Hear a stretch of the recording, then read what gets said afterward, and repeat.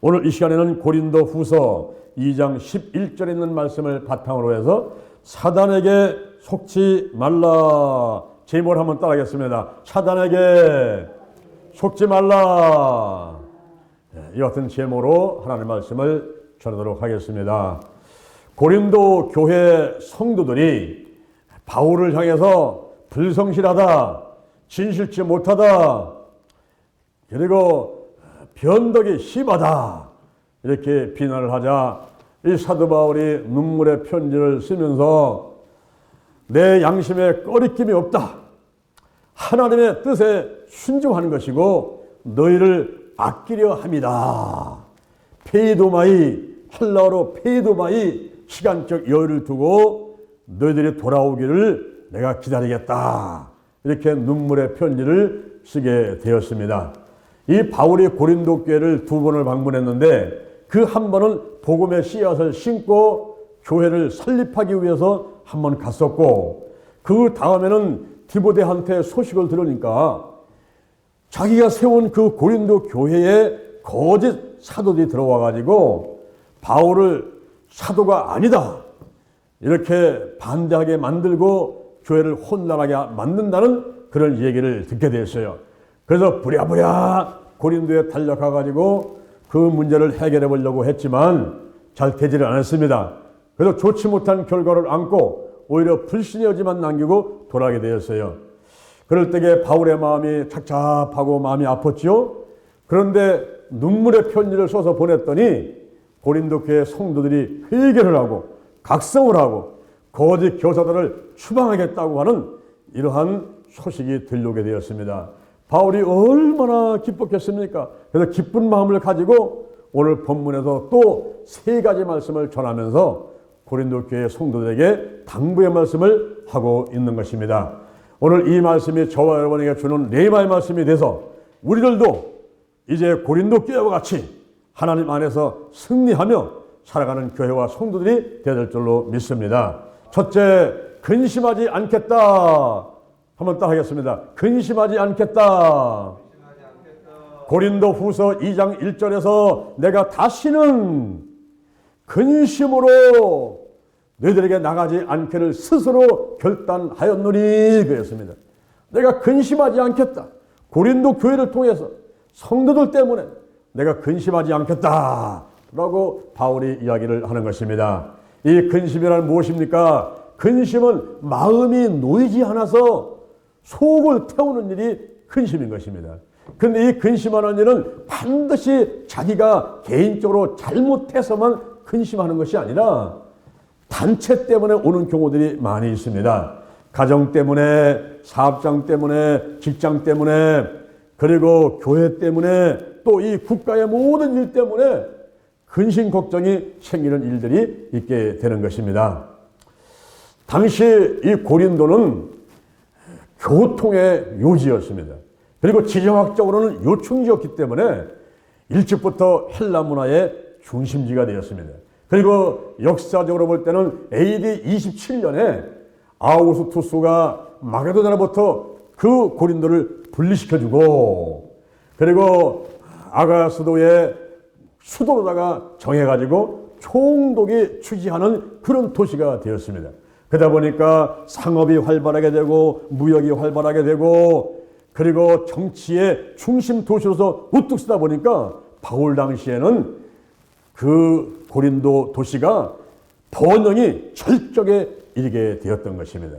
이럴 때에 사회학적으로 배금 사상과 물질주의가 흐르게 되고 향락이 만하게 되었습니다. 이렇게 잘 사는 도시다 보니까 외침이 잦았습니다. 그리고 이방 신들을 배제하지 않는 종교 정책으로 말미암아서 많은 이방 우상 신들이 들어오게 되었어요.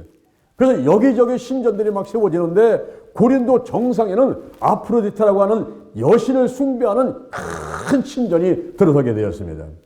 이 아프로디테 여신 숭배 사상은 성애와 그리고 풍요의 여신인 아스타로스의 영향을 받았어요.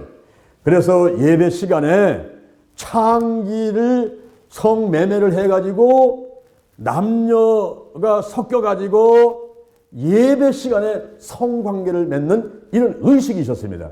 그러다 보니까 성전이 음란한 장소로 바뀌게 되고, 그리고 고린도시 전체가 풍기문란하게 되었습니다. 이런 풍기문란한 그런 영향력이 바로 교회도 임하게 된 것입니다. 그러다 보니까 이 고린도 교회가 다툼이 끊이지 않는 거예요. 당파 싸움이 끊어났습니다. 바울파, 아볼로파, 게바파, 그리스도파, 파벌 싸움이 있고 그 당을 지어가지고 싸움이 그치지 않고, 그리고 음란과 우상 숭배가 교회까지 들어오게 되고, 그리고 성도 간에 다투고 또 거짓 사도들이 들어와가지고 성도들의 믿음을 떨어뜨리고 교회를 흩어놓게 되는 이러한 일들을 하게 되었습니다. 이럴 때에 바울이 그런 모습을 보면서 눈물로 편지를 썼더니 회개하고 그들이 각성을 하고 거짓 교사들을 이제는 추방하겠다고 하는 이러한 결심을 했다는 소식을 듣게 되니까 바울이 내가 이제 더 이상 근심하지 않겠다. 내가 고린도 교회 때문에, 성도들 때문에 내가 더 이상 이제 근심하지 않겠다. 이렇게 말을 하고 있는 것입니다. 빈센트 필 박사가 이런 얘기를 합니다. 사람들이 세상을 살아가면서 근심을 하는데 그 근심이 앞으로 일어나지 않을 근심을 하는 게 40%라는 거예요. 그리고 과거 일 때문에 근심하는 게 30%고, 또 현재 근심한다고 생각하는 그것이 별로 중요하지도 않은 일 때문에 근심을 하는 게 26%라는 것입니다. 그리고 자기가 어쩔 수 없는 일, 어쩔 수 없는 그 문제 때문에 근심하는 것이 4%라는 거예요. 그래서 96%가 쓸데없는 근심을 하면서 사람들은 살아간다는 것입니다. 우리가 성경에 보면 잠언 17장 22절에 마음의 즐거움은 양양이라도 심령의 근심은 뼈를 상하게 하느니라 그랬어요. 이런 쓸데없는 근심 걱정을 하다 보니까 결국 누가 손해를 보느냐 하면은 그 근심 걱정을 하는 사람이 손해를 보는 거예요. 혈압이 올라갑니다. 당뇨 수치가 올라가 버립니다. 그리고 마음 가운데 용서하지 못하는 마음, 미워하는 마음이 꽉 차 있으니까 밥맛이 없어요. 입맛이 없어요. 반찬 맛도 없어요. 마음속에 기쁨이 사라져요. 마음속에 평안이 없어요. 감사가 없어요. 불안, 초조함만 들고 항상 근심 걱정 가운데서 몸이 여기저기 막 아파오는 것을 느끼게 되는 것입니다. 이것이 바로 불행한 삶인 것입니다. 그래서 고린도 후서 2장 4절에서 이 바울은 이렇게 말을 하는 거예요. 내가 큰 환난과 애통의 마음을 갖고 눈물로 편지를 썼다 그러는 거예요. 고린도 교회 성도들을 위해서 눈물로 편지를 쓰면서 제발 거짓 교사한테 속지 마라. 그리고 내가 고린도로 간다했다가 이 약속이 계획이 변경된 것은 불성실해서 그런 것이 아니고 진실치 못해서 그런 것이 아니고 내가 변덕스러워서 그런 것이 아니라 여러 가지 내가 현재 처한 상황이 계획을 변경할 수밖에 없었다. 그런데 내가 눈물의 편지를 썼더니 너희들이 이제는 회개를 하고 각성을 하고 거짓 교사를 추방한다고 하니 내가 다시는 근심하지 않겠노라. 할렐루야.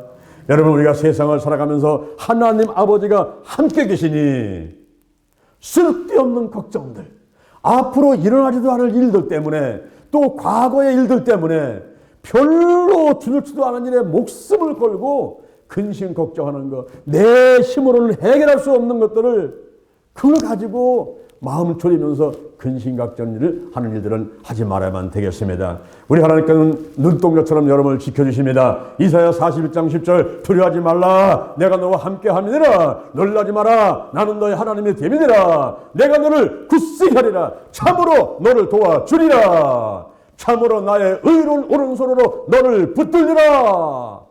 아멘. 우리 하나님께서 함께 해주시니 마음의 평안을 가지시고 마음 속에 기쁨이 넘쳐나시고 행복한 하루하루의 삶을 살아가기를 주님의 이름으로 축원을 드립니다. 아멘. 두 번째 따라합니다. 넘치는 사랑으로 하라. 넘치는 사랑으로 하라. 여기 고린도 교회 성도들이 우리가 거짓 교사를 추방하겠습니다. 그동안에 다툼을 일으켰던 성도들을 이제 하나씩 교회에서 다 내보내겠습니다. 막 이런 결심들을 보내오니까 이 바울이 있다가 그렇게 하면 안 된다. 그렇게 하면 안 된다. 넘치는 사랑으로 해야 된다. 그 거짓 교사나 성도들을 파문시킨 일을 조심해서 해야 된다라고 말하고 있는 것입니다. 이 파문이라고 하는 것은 교회 성도들이, 교회 구성원인 성도들이 윤리적으로나 조리적으로다가 어떤 실수를 했을 때, 잘못했을 때 그들로부터 자격을 박탈해버리는 겁니다. 구약시대 때는 30일 동안은 예배에 참석하지 못하게 만들었어요. 그리고 신약시대 때는 아예 대화를 못하게 했습니다. 한 달 넘게 대화를 못하게 했는데 이 대화를 못하게 되면은 어떤 일이 벌입니까? 그냥 말을 하고 싶어도 견딜 수가 없잖아요. 근데 말을 못하게 만들었어요. 그리고 모든 회의에 참석 못하게 하고 성도로서의 자격이 없는 거예요. 회의에 참석도 안 되고 예배에 참석도 못하고 거기다가 교회에서 내보내는 추방을 시키는 일들을 했습니다. 이렇게 파문을 하려고 하는 고린도 교인들한테 이 사도 바울은 그렇게 하면 안 된다고 말리고 있습니다. 예수님을 보라. 예수님이 어떻게 하셨는가 보라. 마태복음 18장 15절에 보니까 이 예수님께서 말씀하시기를 형제 중에 누가 죄를 범하게 되면은 한 사람이 찾아가서 권면을 해가지고 그 사람을 설득하라는 거죠. 그래가지고 그 사람을 얻으면은 또 성도가 되고 일원이 되는 것이지만은 그러나 말을 듣지 않게 되면은 이번에는 두세 사람을 데리고 가서 신방 가가지고 두세 사람의 증인의 입으로다가 증참케 하고 그래도 말을 듣지 않으면 그때 가서 이제 교회에서 재직회를 하고 운영을 하고 강해를 하고 교회 맡기고 교회 말도 듣지 않으면 그때 가서 이제는 추방을 해라, 내보내라 이렇게 말씀하셨습니다. 그러면 우리가 소문을 내지 말고 어떤 일이 있게 되게 되면은 몰래 찾아가서 밥들 사주고 커피 사주고 그러면 자꾸 권면하는 거야. 시험 들지 말고 나와. 시험 들지 말고 나와. 다 뭐 그렇지 뭐 죄와 허물을 덮고 그냥 나와야지. 왜 그러고 있어? 이러면서 이제 혼자 가가지고 만나가지고 설득을 하라 이런 말입니다. 근데 그래도 말을 안 듣는 거예요. 그러면 이제 목사님하고 전사님하고 성도들 몇 명 모시고 또 가는 거예요. 신방 가는 거죠. 신방 가서 또 얘기를 해보는 겁니다. 아유, 그 시험 든 거 다 용서하고 다 잊어버리고 얼른 교회 나오라고 이렇게 이제 하는데도 그냥 안 나와요. 그러면 거기 같이 간 사람들이 목사님이 가서 말씀하시고 전사님 말씀하시고 권사님 말씀해도 이 사람이 듣지 않았지 않습니까? 이러면서 이제 그때 두세 사람들이 이제 증인이 되잖아요. 증인이. 그런데 나중에 이제 또 교회에서 모여가지고 당회를 하고 재직회를 하고 운영회를 하면서 이렇게 우리가 혼자 가서 권면하고 또 두세 사람이 가가지고 권면하고 이래놓고 사람이 나오지 않습니다. 그러니 이제 어쩔 수 없지 않습니까? 그래가면서 이제 의논을 해가라 이런 것입니다. 우리 그 대전 신림교회는 처음에 세울 때부터 그 어르신들이 많이 있는 그 교회에다가 시작을 했어요. 제가 22년 전에 대전에 내려왔는데 여기에 단 한 사람도 하는 사람이 없었습니다. 전화 걸 때도 없었어요. 그런 사막과 같은 데 저 혼자서 떨어진 겁니다. 여기 왔는데 뭐 어떻게 전도할 길도 없고 그런 가운데 제가 한 생명이라도 영혼을 구원하고 싶은 그런 마음 가운데 불타는 소원을 있으니까 제가 기도하는 가운데 아버지 어찌하리까 했더니 하나님께서 그 노인정을 찾아가라는 지혜를 주더라고요. 그래서 저는 이제 4살 때부터 할머니하고 자랐기 때문에 노인들에 대해서 어르신들에 대해서 보면은 이렇게 마음에 우선 심정적으로 가까이 느끼는 게 있어요. 그래서 제가 이제 그 노인정을 찾아갔습니다. 거기 둔산동에 그 주변에 노인정이 한 30개 돼요. 그분들을 한 군데 찾아가서 제가 서울에 있다가 이렇게 교회를 하러 왔습니다. 인사도 드리고 이제 또 바깥에 가서 사다가 이렇게 나눠드리고 막 이렇게 하면서 말씀을 드렸어요.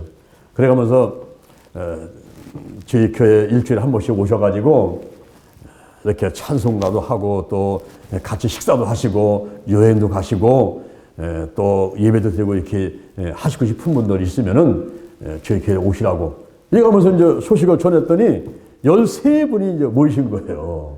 맨 처음에. 그래서 13분이 모이셔가지고, 거기서 이제 예배도 드리고, 찬송도 하고, 이제 또 식사도 이제 또 사드리고, 어디 또 이제 차내서 또 여행도 갔다 오고, 이제 복권들도 갔다 오고 이렇게 했죠. 이럴 때면 점점 소문을 듣고 어르신들이 찾아오시는 거예요. 그래가지고 저희들이 한 150명 정도 됐어요.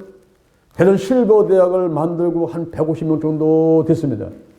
그러는 가운데 이제 교회도 차차 부흥되고 그랬는데, 저는 이 성도님들 가운데서 많이 배웠으나 못 배웠으나 돈이 있으나 돈이 없으나 그리고 건강하시나 몸이 아프시나 전부 한 사람 한 사람을 귀중하게 여겨드리면서 직분을 드리려고 애를 썼어요. 왜냐하면은 이 땅의 삶이 영원한 저 천국에 혹은 지옥에 그런 삶들을 결정하는 거예요. 우리 인간은 예수를 믿어도 영원히 살고 예수를 믿지 않아도 영원히 사는 것입니다. 그런데 히브리서 9장 27절에 보니까 한 번 죽는 것은 정한 것이지만 그 후에는 심판이 있다는 거예요. 그래서 하나님을 안 믿는 사람들은 지옥 가가지고 영원히 고통 가운데 산다는 것이 성경의 누가복음 16장 19절 이하에서 생생하게 부자와 나사로의 이야기를 통해서 들려주고 있는 것입니다. 하나님을 믿는 사람들은 천국에 가서 영원히 사는 거예요.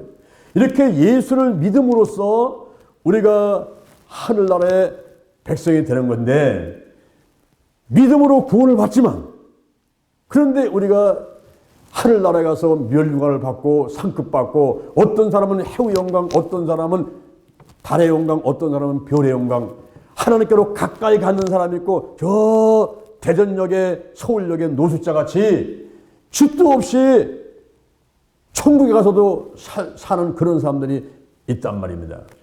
그래서 우리가 해의 영광을 받고 멸류관을 상급받고 하나님께로 가까이 가서 살게 하기 위해서는 믿음으로 구원받지만은 믿음에서, 믿음 안에서 선한 행위를 통해서 우리가 상급을 받게 되는 거예요. 공력을 쌓아야 돼요. 공력을. 교회 와서 봉사도 하고 청소도 하고 뭐 헌금도 하고 예배도 드리고 뭐 기도도 하고 이렇게 하는 것들이 전부 공력을 쌓는 겁니다. 공력을. 그런 공력이 있어야지 상이 있단 말이에요. 일한 대로 갚아주리라. 요한계시록 22장 11절이니까 일한 대로 갚아주리라 그랬어요. 그래서 이제 믿음 안에서 선한 행위를 통해서 봉사를 통해서 교회 와서 열심히 이제 봉사하면서 그런 상급을 예비하시라고, 연세가 많으시나 몸이 아프시나 뭐 돈이 있으나 없으나 전부 이제 직분을 세워드리지 않습니까? 그래서 이제 구역장을 세워주고 뭐 안내를 세우고, 또 나와서 이제 특성도 하고 뭐 또 사랑의 오찬도 준비하고 하는, 그게 다 총동을 시키는 거예요. 막 청소도 하게 하고. 제가 여기 청소를 못해서 어르신들한테 청소라고 그러는 것이 아니라, 그 본인들의 구부정한 허리를 갖고서는 청소를 하면서 이게 바로 상을 쌓는 거예요. 상급을 예비시키는 겁니다, 이게. 그런 걸 이제 하는 거예요. 근데 어느 해에 제가 이제 어르신들을 쭉 모시고서 이제 이 임명장을 주는데, 임명장을 이제 이렇게 이제 그 지치대로 주다 보니까 그 한 권사님을 맨 나중에 임명장을 드리게 됐어요. 그때 이분이 삐지신 거예요. 아니, 내가 권사인데 내가 교회를 이렇게 오래 다녔는데 나를 임명장을 맨 나중에 주다니, 이러면서 삐지신 겁니다. 그리고 교회를 안 나오시는 거예요. 그래서 전화를 해가지고 건면해드리고, 시험 됐습니까? 나왔으면 제가 잘못했으면 나오세요. 이러면서 또 하기도 하고, 또 다른 그 옆에 계신 손님이 또 찾아가서 또 말씀드려보고, 얘도 안 나오시는 거예요. 그래서 제가 이제 어르신들 몇 분 모시고 전사님하고 저하고 신방을 갔어요. 신방을 갔더니 딸이 막 어쩔 줄 모르는 거예요. 아이고, 목사님이 어머니 때문에 여기까지 오셨느냐고. 그래서 막 과일을 깎아서 내시고 죄송하다고 막 절절매더라고요, 막 그 딸이. 며느리가. 그래서 딸이. 그래서 이제 거기서 이제 앉아서 다른 권사님들이, 권사님, 그러지 말고 이렇게 나오셔야지요. 그리고 이제 제가 또 과일 하나 찍어가지고, 권사님, 이거 드세요. 그랬더니, 팍 돌아앉으면서, 안 먹어요! 아이, 얼마나 화가 나셨는지, 안 먹어요! 하면서 그냥 팩 돌아앉는 거예요. 아, 그러니 제가 얼마나 무안합니까? 이 과일을 찍어서 드리는데, 안 잡수도 받아서 너무 좋은데, 안 먹어요 하면서 그냥 획 돌아서 왔는데 얼마나 제가 무한한지요. 그때 잠깐 제가 기도를 해서 하나님 아버지 이런 상황에 저는 어떻게 해야 되겠습니까? 그랬더니 하나님께서 저한테 말하기를 내가 잘못했다고 빌어라. 제가 뭘 잘못했어요? 막 이런 마음도 들더라고요. 근데 제가 이제 알았습니다. 바짝 그 권사님 품 안으로 가가지고 머리를 막 들댔어요. 머리를 대고서는 손을 꼭 잡으면서 권사님 제가 잘못했습니다. 제가 잘못했습니다. 권사님 제가 잘못했어요. 아유 그 임명장을 그냥 맨 처음에 드려야 되는데 어떻게 다른 사람 들다 보니까 권사님을 맨 나중에 드려야 되는데 그거 제가 잘못한 겁니다. 제가 잘못했습니다. 잘못했습니다. 이러면서 막 머리를 가슴에다 들이대고서는 막 얘기를 이제 하고서는 이렇게 보니까 얼굴이 약간 불그스레해지더라고요. 그때 그 찰나를 놓치면 안 되는 거예요. 그 사이를 놓치면 안 되는 거예요. 그 옆에 있는 권사님이 그 과일을 또 한번 찍어가지고 드리면서 권사님 이번 주일날 교회 나오실 거지요? 여기가 한마디 여쭈니까 모기 소리만 하게 네 그래요. 야 여러분 마음의 문을 여는 게 그게 쉽지 않더라고요. 마음의 문 여는 게 여기 입가가 약간 벌어지면서 네 하는 그게 이제 이 마음의 문이 열리기 시작하는 거야. 그래서 여기서 간단하게 기도를 해드리고 또 포옹을 해드리고 여기 왔습니다. 근데 주일날이 이제 있는데 그 안에 목요일날 우리가 대전 실버대학 졸업식이 있었어요. 그때 한 10시 정도 해서 이제 졸업식을 하려고 이제 준비를 하고 있는데 아니 권사님이 9시에 오신 거예요. 교회를. 그 너무 깜짝 놀라가지고 아니 권사님이 뭐 이렇게 일찍 오셨습니까? 그랬더니 내 품으로 팍 달려드시는 거예요. 달려드시면서 나를 끌어안고서 하시는 말씀이 목사님 제가 잘못했습니다. 목사님이 뭐 잘못하신 것도 없는데 제 집에 오셔가지고 3번씩이나 제 품에다가 머리 대시고 잘못했다고 하셨는데 목사님 가신 다음에 하나님이 저한테 벌을 내리신 모양이에요. 그때부터 물 한 모금 안 넘어간다는 거예요. 그래가지고 3일을 꽉꽉 굶고 물 한 모금 못 먹고 이러고 있던 죽겠구나 내가. 이 목사님한테 가가지고 내가 말씀을 드리겠다. 이 생각하고는 오셨다는 거예요.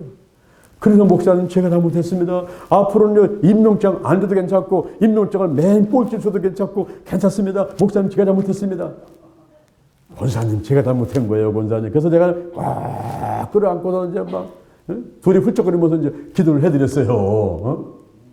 그래서 졸업식 끝나고서는 이제 끝나고서 그 엑스포 복집에서 식사를 내는데 상다리가 휘어지도록 반찬을 내서 이제 그때 이제 쫙 가가지고 식사를 하는데 내가 다니면서 많이 드세요 인사를 하면서 가보니까 이 권사님이 자기 앞에다가 접시를 그냥 쭉 담아가지고 산처럼 싸놨어요 음식을.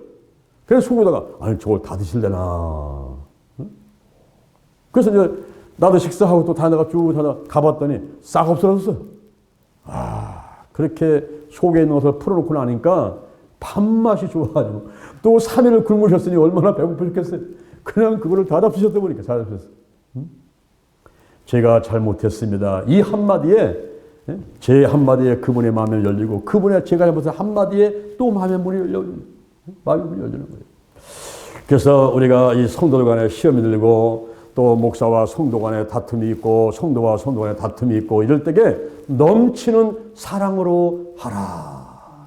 할렐루야. 넘치는 사랑으로 하라.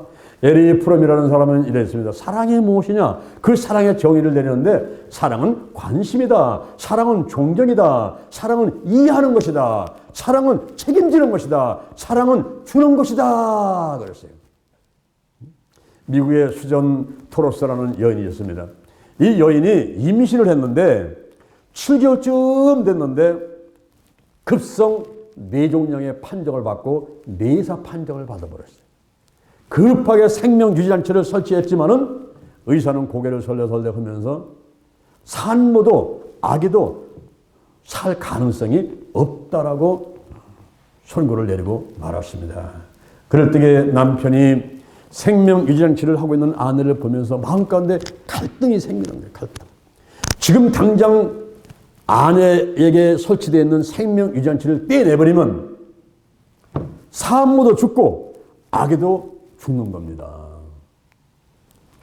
그런데 저 생명유지장치를 하고 있으면은 한 3개월 정도 있으면은 이제 아기가 태어날 수 있죠. 근데 아기가 태어나면서 이 생명유산체를 떼내야 되니까 그때 이제 아내는 죽는 거 아닙니까? 그래서 이제 갈등을 하고 있는 거예요. 그러다가 기도하면서 결정을 내렸는데 아이가 죽을 때 죽더라도 일단 낳는 걸로 한번 해보자. 근데 그게 참 어려운 결정이었어요. 왜냐하면은 이 엄마가 현재 뇌종양, 뇌암이잖아요. 뇌암인데 지금 아이가 뱃속에 있는데 이 아이까지도 뇌암이 전이될 수가 있다는 거죠. 그러면 이제 한 사람 죽고 또 있다가 그 아기 때문에 고생하다 또 아기 죽어가고 이래버리면 그게 얼마나 이게 괴로운 생활이겠습니까? 그런 가운데 산모하고 아기가 그냥 한꺼번에 죽도록 놔둘 거냐? 그렇다면 산모만 죽고 아기는 좀 살게 했다가 그 다음에 또 죽더라도 그렇게 할 거냐? 이런 걸로 결정하는 일이었던 거예요. 기도하는 가운데서 결정되는 것이 죽을 때 죽더라도 아기는 태어나게 하자. 이런 결정을 했어요. 그리고 직장을 그만뒀습니다. 3개월 동안은 부인 옆에 앉아가지고 이런저런 얘기도 해주고 앞으로 태어날 아기에 대한 얘기도 해주고 하나님께 기도하면서 하나님 아버지 우리 태어날 아기는 암이 전이되지 않도록 하나님께서 함께 해줄 줄로 믿습니다. 이러면서 막 기도를 하면서 한 3개월을 보냈어요. 드디어 3개월이 지나고 아기가 태어났습니다. 1kg이 채 안 되는 미숙아가 태어났어요. 그렇죠? 지금 뇌종양으로 급성 뇌종양으로 뇌사 판정을 받고 들은 사람이 뭘 먹겠어요? 이 산모가 잘 먹어야 아기가 잘 자라는데 뭐 먹을 게 없지 않습니까? 1kg이 안 되는 미숙아가 태어난 거예요. 그런데 감사하게도 아이에게는 암이 전이되지가 않았습니다. 그래서 한편으로는 기뻤지요. 근데 또 한편으로는 슬픈 일이 생겼어요. 생명유산체를 떼내니 그 아내는 세상을 떠나고 말았습니다. 여러분, 한 생명이 죽고 한 생명이 태어났죠. 바로 예수님께서 저와 여러분을 위해서 한 생명이 죽어간 거예요. 십자가 위에서 피를 흘리고 살을 찢기며 한 생명이 죽어간 겁니다. 그리고 저와 여러분이 하나님의 자녀로 천국 백성으로 새롭게 태어나게 된 것입니다. 할렐루야. 우리 성도 한 사람 한 사람, 전사님, 목사님, 여기 성도 한 사람 한 사람, 뭐 돈이 많건 없건 많이 배웠건 안 배웠건 나이가 많건 적건 못생겼건 잘생겼건 이 성도 한 사람 한 사람이 작품인데 걸작품이요, 메스터피스요, 핏값을 주고 산 천하보다 귀한 생명이란 말입니다. 그렇기 때문에 넘치는 사랑으로 대하라. 그 사람 마음에 상처를 주지 말고 넘치는 사랑으로 대하고 시험 넘을 있으면 전부 용서하고 내가 잘못했습니다. 제가 잘못했습니다. 먼저 내가 잘못했다고 용서를 빌고 다 풀어버리는 거예요. 넘치는 사랑으로 하나 되도록 이런 신앙생활을 해야 될 줄로 믿습니다. 할렐루야. 세 번째, 용서하라. 용서하라. 고린도 후서 2장 10절에 너희가 무엇인지 네게 용서한 일이 있으면 나도 그러하리라. 내가 만일 용서한 일이 있으면 너희를 위하여 그리스도 앞에서 한 것이니 사단에게 속지 않게 하려 함이니라. 여러분, 우리 마음 가운데 미움 갖고 시험 들고 다투고 하는 것은요, 결국 어부지리가 되는 거예요. 어부지리. 어부가 지금 해변가를 나왔더니요, 자라하고 지금 거북이하고 서로다가 물고 놓지를 않는 거예요. 그런 가운데 어부가 그냥 주워 갖고 가버렸잖아요. 그러니까 한꺼번에 망한다 이 말이죠. 우리가 시험이 들고 다투고 서로 미워하고 하는 것은 한꺼번에 망하는 게 그건 마귀의 전략입니다. 다 죽여버리려고 마귀가, 사단이 그런 전략을 쓰는 거예요. 거기 절대 속으면 안 된다 이 말입니다. 요한복음 10장 10절에 보니까 도적이 온 것은 도둑질하고 죽이고 멸망시키는 것뿐이요 내가 온 것은 양으로 생명을 얻게 돼 풍성히 얻게 하려 함이라 그랬습니다. 예수님은 항상 생명을 살리는 일을 하고자 하시지만은 이 마귀 사단은 그게 아니라 항상 할 수만 있으면 사람을 죽이고 쓰러뜨리려고 지옥으로 데려가려고 이렇게 역사를 하고 있단 말입니다. 거기에 절대 속으면 안 되는 거예요. 누가복음 6장 28절에 너희를 저주하는 자를 위해서 축복하라, 모욕하는 자를 위해 기도하라 그랬습니다. 저는 사람의 힘으로는 할 수가 없지요. 어떻게 나를 저주하고 나를 욕하고 나를 미운 사람에서 내가 잘 되라고 축복을 해줄 수 있겠습니까? 어떻게 나를 모욕 주는 사람한테 기도하라고 기도를 해서 그 사람 잘 되라고 해줄 수가 있겠습니까? 이게 안 되는 거예요. 근데 성경에서는 그 할 수 없는 일을 우리한테 하라고 말씀하고 있는 것이에요. 왜냐하면 우리에게 복을 주시기 위해서 그렇게 말씀하는 거죠. 한 동네에 깡패가 들어왔습니다. 집주인과 다니면서 행패를 보는데 여자 혼자 사는 집에 들어왔어요. 그때 마치 빨래를 하고 있는데 이 깡패가 들어와가지고 돈 달라고, 그리고 막 물건 막 집어던지면서 행패를 부립니다. 그러니까 그 여인이 자리에서 조용히 일어나가지고 방으로 들어갔어요. 이 깡패가 밖에서 물건을 때려 부시고 욕을 하고 행패를 부려 돈 갖고 오라고 소리를 쳤는데도 이 부인이 안 나오는 거예요. 그래서 저 부인이 방에 가서 뭘 하는가 하고서는 살금살금 가가지고 문틈으로 방 안에 있는 여인을 보니까 그 여인이 방 안에서 무릎을 꿇고 눈물을 흘리면서 기도를 하고 있는 거예요. 그러니까 더 이상 뭐 행패도 부릴 수도 없고 그러니까 그냥 이제 행패를 멈추고서는 이제 집을 나왔어요. 그런데 그 이튿날부터 이상하게 이 깡패의 오른쪽 다리가 마비가 돼가지고 잘 걷지를 못하겠는 거예요. 그러면서 마음속에 후회가 막 심하고 내가 왜 이런 행동을 했지? 이런 생각이 자꾸만 드는 거예요. 그러면서 자꾸 마음에 그 여인이 무릎 꿇고 눈물 흘리며 기도하는 모습이 오면서 야, 나도 교회 한번 갔으면 좋겠다. 그런 생각이 들어가지고 누가 전도한 게 아니고 스스로 교회를 가게 됐어요. 교회 가서 열심히 신앙생활 하는 가운데 은혜를 받고 믿음이 좋아져서 나중에 신학교를 갔습니다. 그리고 나중에 목사가 됐어요. 한 교회에서 부흥회를 해달라 가지고 가서 부흥회를 하는 가운데 자기가 어떻게 목사가 됐는지 그 간증을 하는 겁니다. 제가 한 동네 가가지고 혼자 사는 여인 집에 가서 행패를 부리고 돈 달라고 하는데 그 여인이 아무 소리 없이 방으로 들어가더니만 안 나와서 살금살금 가가지고 방을 살펴봤더니 그 여인이 무릎을 꿇고 눈물을 흘리면서 기도를 하는데 거기에 내가 감동받고 또 그 이튿날부터 이상하게 내 오른쪽 다리가 마비가 돼가지고 움직일 수가 없고 그러는 가운데서 교회를 내가 스스로 찾아갔고 예수를 잘 믿다가 이렇게 하나님의 은혜로 제가 목사가 됐습니다. 이런 간증을 좀 했단 말이에요. 그리고 예배를 마쳤어요. 그리고 저 문 앞에 서가지고 성도님한테 안녕하세요, 감사합니다, 복 받으세요 이 인사하고 있는데 한 중년 여인이 다가와요. 목사님께서 간증하신 그 여인이 바로 접니다. 제가 목사님을 위해서 10년 넘게 하루도 빼놓지 않고 기도하고 있습니다. 목사님이 깡패 시절에 예수 믿게 해달라고 몸이 아픈 거 치유받게 해달라고 기도를 했을 뿐만 아니라 훌륭한 종이 되게 해달라고 기도를 해서 10년 하루같이 기도를 했습니다. 하나님께서 그 기도를 들으시고 오늘날 목사님을 쓰시니 제 마음에 보람이 있고 참으로 감사하고 기쁩니다. 그 말을 들으니 목사님이 90도로 저를 아이고 감사합니다. 감사합니다. 계속해서 앞으로 기도 좀 해주세요. 여러분 우리가 용서하라. 너를 저주하는 사람을 위해서 축복하고 모욕하는 사람에서 기도해주고 그것이 바로 사람을 바꾸는 거예요. 할렐루야. 오늘 본문에서 세 가지 말씀을 해줍니다. 근심하지 않겠다. 넘치는 사랑으로 하라. 용서하라.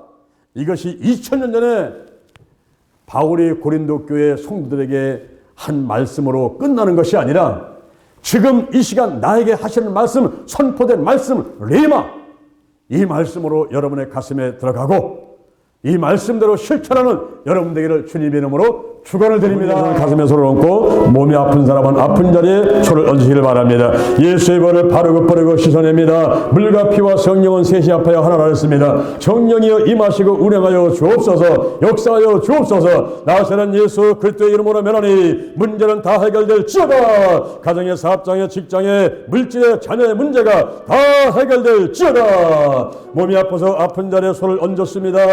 나사는 예수님의 이름으로 면하니 근심 걱정이 없는 염려, 불안초조, 두려움, 열등, 의식, 미움식의 질투가 다 떠나갈지어다. 나쁜 습관들, 술, 담배, 마약, 도박, 분상투기, 아동폭력, 성폭력, 가정폭력, 게으름, 과소비, TV, 인터넷, 휴대폰, 가출, 올바르 못한 운전 등등 나쁜 습관은 다 끊어질지어다. 정신질환이 다 고침받을지어다. 일반 불안증, 심기증, 공포증, 공황장애, 우울증, 스트레스, 화병, 그리고 정신분열병과 다 모든 정신질환들이 드러나고 떠나갈지어다. 마음을 강하고 담대하게, 마음의 면역력을 강하게 만들어 주옵소서. 사지백체, 오장육부, 뼈, 신경, 근육인대, 세포, 머리부터 발끝까지 모든 기능들이 정상으로 회복될지어다. 깨끗하게 고침받을지어다. 가정에 영혼이 잘되고 범사 잘되고 강건한 모 있게 하시고, 가문에 흐르는 부정적인 영향력, 죽음의 영, 우상의 영, 거짓의 영, 음란의 영,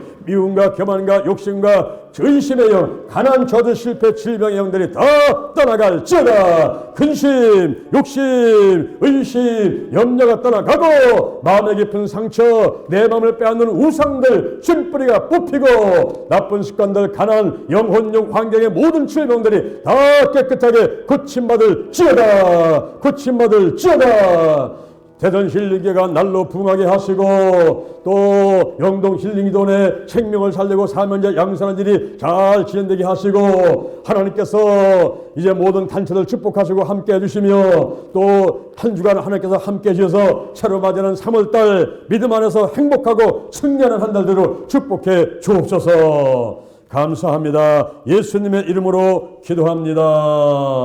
아멘. 할렐루야. 우리 하나님께 영광의 감사 박수 드리겠습니다.